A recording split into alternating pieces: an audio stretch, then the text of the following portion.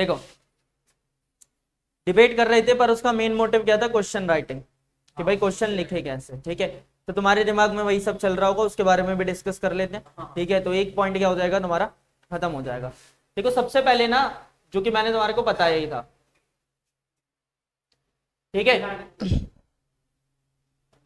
जब आप पेपर कर रहे हो ना, ठीक है, जो कि मैं तुम्हारे को हमेशा से बोलता हुआ आ रहा हूं, उस दौर में ये मैटर नहीं करता कि आपने पिछले एक साल क्या किया है, कितनी पढ़ाई की है, यही मैटर करता है कि भाई वो जो 3 घंटे है ना तुम्हारे सामने, उस 3 घंटे के अंदर तुम कितना कर आते हो।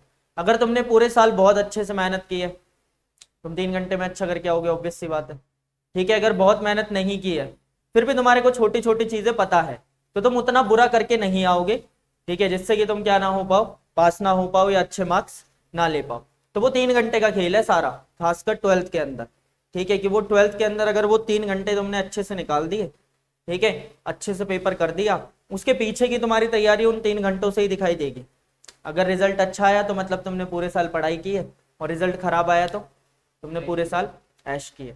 ठीक है, तो पहली चीज तो ये दिमाग में बैठा लो। अब बात आती है, हमें समझ आ गया, ठीक है, हम पूरा सिलेबस पढ़ लेंगे, सारी तैयारी कर लेंगे, और सब कुछ करने के बाद, ठीक है, मान लो तुमने सारा सिलेबस कवर कर लिया अपना, सारी तैयारी कर ली, ठीक है, और सब कुछ तुम्हें आता भी है, पर अगर तुम उसे लिख नहीं पाए, और वैसे नहीं लिख पाए जैसे लिखे जाना जरूरी था, ठीक है, तो अल्टीमेटली तुम्हें क्या मिलेगा, मार्क्स तो नहीं मिलेंगे, तो तुम्हारी वो सारी मेहनत क्या हो गई, वेस्ट हो गई। तो पहली बात, सबसे इंपॉर्टेंट चीज, कि पहली चीज यू मस्ट हैव नॉलेज। क्या होना चाहिए, नॉलेज होनी चाहिए। ठीक है, क्या होनी चाहिए, नॉलेज होनी चाहिए, ये तो चाहिए ही चाहिए, क्योंकि इसी के बिहाफ पर तो तुम शुरुआत करोगे। ठीक है, और उसी के साथ साथ, यानी अगर 50% नॉलेज का लेना देना है, तो बाकी का 50% कितना होगा, आपकी राइटिंग स्किल्स। ठीक है, कि आपकी राइटिंग स्किल्स अच्छी होनी चाहिए। राइटिंग स्किल्स का मतलब क्या है, राइटिंग स्किल्स का मतलब ये है, देखो बच्चों के साथ दिक्कत क्या होती है, कि उन्होंने समझा कुछ, सोचा कुछ, और लिखा कुछ और। ठीक है, कहानी वहां पर खराब हो जाती है, कि तुम्हारे दिमाग में वो पूरी कहानी तो है, तुम्हें ये भी पता है क्या हुआ, कैसे हुआ, कब हुआ, पर उस कहानी को बयां करने के लिए जो शब्द चाहिए, जो फ्लो चाहिए, ठीक है, जो अंडरस्टैंडिंग चाहिए, वो नहीं है। ठीक है, तो तुम्हारे को 3 चीजें समझनी है।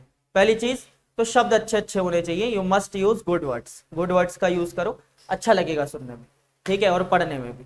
दूसरा क्या होना चाहिए, फ्लो होना चाहिए।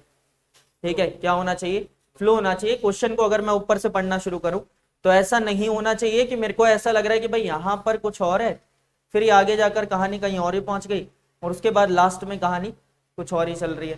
ठीक है, तो बेसिकली है क्या, पहली चीज क्या होनी चाहिए, कि अंडरस्टैंडेबल होना चाहिए। अंडरस्टैंडेबल होने का मतलब कि सामने वाले को समझ आए, ठीक है, कि तुमने लिखा क्या है। ठीक है, या फिर तुम इसे ये बोल सकते हो कि टू द पॉइंट होना चाहिए। टू द पॉइंट होने का मतलब कि जो उसने पूछा है वही तुमने लिखा है। सही बात है। कि अगर उसने पूछा शीतयुद्ध के बारे में, तो तुमने शीतयुद्ध के बारे में ही लिखा है, आगे पीछे तृतीय विश्व युद्ध या उसके बाद के समकालीन विषयों के बारे में नहीं लिखा। तो क्या होना चाहिए, टू द पॉइंट होना चाहिए। पहली बात क्लियर हो गई। दूसरी चीज, फ्लो होना चाहिए आंसर के अंदर। अगर वो फ्लो नहीं होगा ना, तो कोई फायदा नहीं है। ठीक है, फ्लो होने का मतलब क्या है, फ्लो होने का मतलब है कि भाई जहां से मैंने क्वेश्चन की शुरुआत की है, ठीक है, तो मैं हर चीज को लाइन बाय लाइन बयां करता चल रहा हूं। जैसे हम शीत युद्ध का उदाहरण ले, तो मैंने थोड़ा सा बताया कि शीत युद्ध शुरू कैसे हुआ, फिर बताया कि शीत युद्ध के अंदर क्या क्या समस्याएं हुई, और फिर बताया कि शीत युद्ध खत्म कैसे हुआ। ऐसा नहीं होना चाहिए कि तुमने बोला कि शीत युद्ध शुरू हुआ, शीत युद्ध खत्म हो गया, और शीत युद्ध के दौर में ये हुआ था, तो वो हो गया फ्लो खराब। तो फ्लो होना चाहिए। बात समझ आ गई। तो पहला टू द पॉइंट होना चाहिए, मतलब जो पूछा गया है वही होना चाहिए। दूसरा उसके अंदर क्या होना चाहिए, फ्लो होना चाहिए। ठीक है, तीसरा आप ये कह सकते हो कि जिन वर्ड्स का आप यूज कर रहे हो ना, वो वर्ड्स होने चाहिए काम के। ठीक है, यानी जहां पर जो वर्ड पर्टिकुलरली यूज किया जाना है, वहां पर उसी वर्ड का यूज होना चाहिए। रिप्लेसमेंट तुम्हारे को तब करने की जरूरत पड़ती है जब तुम्हें वर्ड पता ही नहीं है। और तुम्हें पता क्यों नहीं है, जब तुमने पढ़ाई की है तो तुम्हें वो वर्ड्स पता होने चाहिए जो बेसिकली पॉलिटिकल साइंस के अंदर है। ठीक है, जैसे दो ध्रुवीयता, अब ध्रुवीयता वर्ड बार बार आएगा ही आएगा, वर्चस्व वर्ड बार बार आएगा ही आएगा, ठीक है, तो तुम इसे ऐसे नहीं लिख सकते ना कि अमेरिका का प्रभाव है विश्व पर, तुम्हें यही लिखना पड़ेगा कि अमेरिका का वर्चस्व है विश्व पर। तो ये बात तुम्हें समझनी पड़ेगी कि तुम्हारे दिमाग में नेक्स्ट चीज क्या होनी चाहिए, वो ये होनी चाहिए कि भाई वर्ड्स का यूज मुझे ठीक से करना पड़ेगा। और इतना सब करने के बाद लास्ट में जाकर कहीं आता है क्या, राइटिंग। क्या आता है, देखो क्वेश्चन राइटिंग के अंदर ना राइटिंग बहुत ज्यादा जरूरी है। राइटिंग जरूरी क्यों है कि तुम सोच के देखो, थोड़ा सा खुद दिमाग लगाओ। राइटिंग इसीलिए जरूरी है क्योंकि तुम्हारा फर्स्ट इंप्रेशन वही है, तुमने बहुत बेहतरीन चीज लिखी है पर मेरे को समझ ही नहीं आ रही, तो वो चीज वेस्ट है, ठीक है, उससे मेरे को कोई फायदा नहीं हुआ, ठीक है। और तुमने बहुत ही बकवास चीज लिखी है पर तुम्हारी राइटिंग अच्छी है, तो उसका भी कोई खासा फायदा नहीं हुआ। तो ये तीन चीजें कवर करने के बाद कि अंडरस्टैंडेबल हो, फ्लो अच्छा हो, वर्ड्स का सही इस्तेमाल करो, फिर राइटिंग पे ध्यान दो। देखो राइटिंग नेसेसरी है, ठीक है, ये नहीं कि बहुत चमत्कारी राइटिंग लिख रहे हो तुम, पर एटलीस्ट इतना होना चाहिए कि वो राइटिंग क्या है सामने वाले को समझ आ रही है, ठीक है। कि अगर तुमने बहुत ज्यादा कुछ कमाल का लिख भी दिया और वो तुम्हारे एग्जामिनर को समझ ही नहीं आया, तो फिर उसको लिखने का फायदा क्या हुआ, या हुआ कुछ, बताओ। उसे समझ नहीं आया, वो उसको जज कर नहीं पाएगा कि तुमने लिखा क्या, ठीक है, क्योंकि वो इतना दिमाग तो लगाएगा नहीं। तो पहली बात तो ये दिमाग में बिठा लो, your writing should be good, ठीक है, गुड इनफ, मतलब ठीक होनी चाहिए, यानी कि बहुत ज्यादा चमत्कारी हो पर ठीक होनी चाहिए अगर तुम्हें एक अच्छा आंसर लिखना है।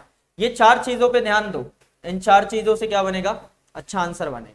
उसके बाद जैसा कि मैंने तुम्हारे को पहले भी बताया था कि जब तुम आंसर लिखने बैठो तो अगर लॉन्ग आंसर है ना, जैसे 6 मार्क्स वाला आंसर है, ठीक है, तो 6 मार्क्स वाले आंसर के लिए एक चीज माइंड के अंदर बिठा लो कि भाई उसके अंदर क्या क्या पूछा गया, ठीक है।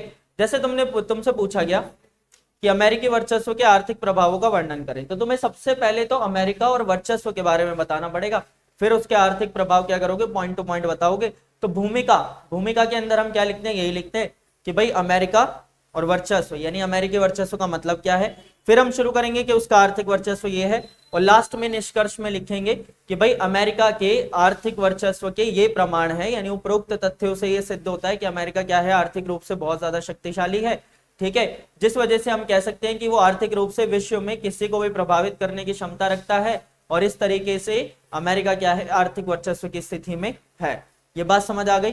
तो भूमिका, फिर एक्सप्लेनेशन यानी जो तुम्हारा क्वेश्चन है, और उसके बाद लास्ट में निष्कर्ष, ठीक है। करे कैसे, तुम्हारे पास ये सब करने के ना 2 तरीके हैं। कितने तरीके, पहला तो भाई राइटिंग करो, और दूसरा डिस्कशन करो, ठीक है। राइटिंग करने वाला तरीका ना थोड़ा सा ना लेंथी है, टाइम लगेगा, बहुत ज्यादा प्रैक्टिस करनी पड़ेगी, ठीक है, और इतना टाइम शायद तुम निकाल नहीं पाओगे। अभी फिलहाल के लिए तुम्हारे लिए ये ज्यादा बेहतर है कि तुम क्या करो, डिस्कस करो, अपने दोस्त के साथ डिस्कस करो, और किसी भी टॉपिक पे डिस्कस कर लो। जैसे अमेरिका और सोवियत संघ की विचारधारा, तुम दोनों अलग अलग हो गए, डिस्कशन कर लो या डिबेट कर लो, ठीक है। और उस डिस्कशन के अंदर ऐसा समझो कि तुम क्या कर रहे हो, उसे बयां कर रहे हो, ठीक है। और वो जो तुम बयां कर रहे हो ना, उसे अच्छे अच्छे शब्दों में बयां करो, ठीक है। जो तुम्हारे हिसाब से सबसे बेहतरीन क्या है शब्द है, उन शब्दों के अंदर क्या करो, उन्हें बयां करो, ठीक है। तो टॉपिक्स के ऊपर क्या करना शुरू करो, डिबेट करना शुरू करो, उससे तुम्हारी कम्युनिकेशन स्किल सुधरेगी। फिर जो तुम सोच रहे हो ना, देखो जो तुमने क्लास में समझा है उसे तुम और बेहतर समझ पाओगे, ठीक है, यानी जो यहाँ सुना उसे और बेहतर समझ पाओगे। समझने के बाद जब डिस्कस करोगे तो वो तुम्हारे दिमाग में बैठ जाएगा, और उसको बयां करने के लिए तुम्हें प्रॉपर वर्ड्स भी मिल जाएंगे, ठीक है। तुम किसी सामने वाले से कुछ डिस्कस कर रहे हो तो कुछ वर्ड्स तो वही तुम्हें बता देगा कि ये बोलने में अच्छा लगेगा। तो ये 2 बंदे जो बैठे हो वो आपस में डिस्कस करो, और डिस्कस करने के बाद एक दूसरे को करेक्ट भी करो कि भाई यहाँ पर गलत है, यहाँ पर गलत है, तो ये राइटिंग से बेहतर रहेगा।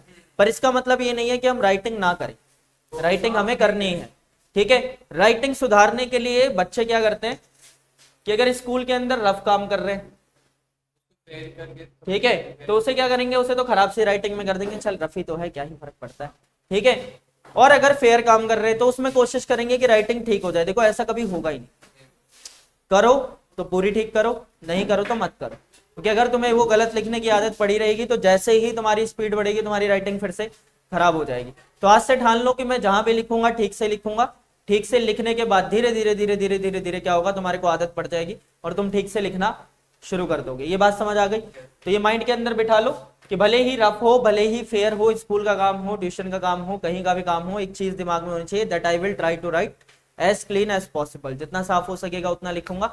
और वो मैंने तुम्हारे को पहले ही बता दिया, इट इज नॉट नेसेसरी कि तुम बहुत ज्यादा सुंदर लिखो, ठीक है, बट इट इज नेसेसरी कि वो अंडरस्टैंडेबल हो, समझ आना चाहिए, ठीक है। तो ये चार चीजें दिमाग में बिठा लो।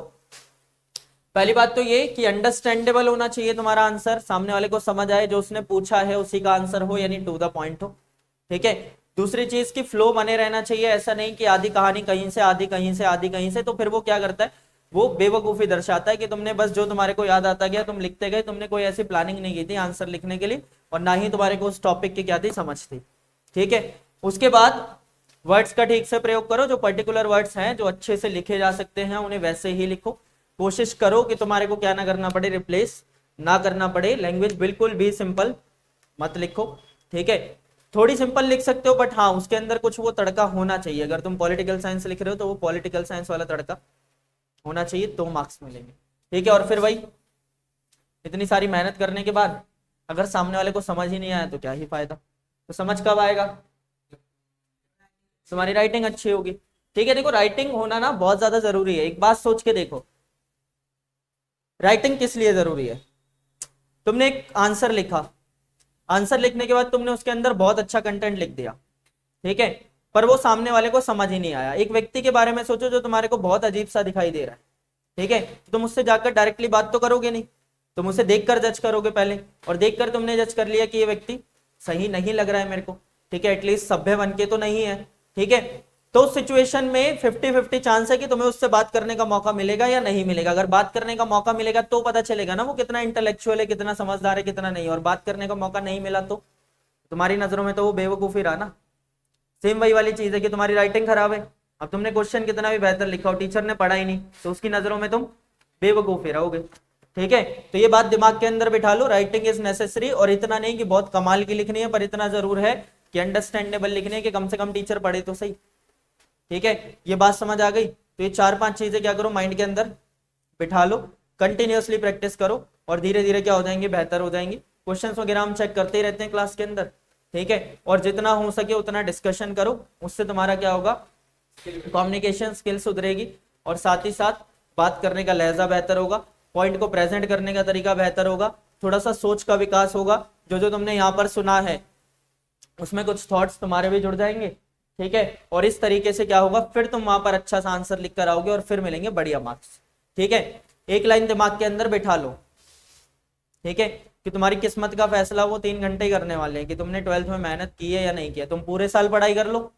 उस 3 घंटे कुछ मत करो, मतलब तुमने कुछ नहीं किया, ठीक है, मतलब कोई पढ़ाई नहीं की, कोई मानेगा ही नहीं, ठीक है। और तुम पूरे साल कुछ मत करो, उस 3 घंटे में कमाल करके आ जाओ जो तुम पेपर देने गए थे फाइनल वाला।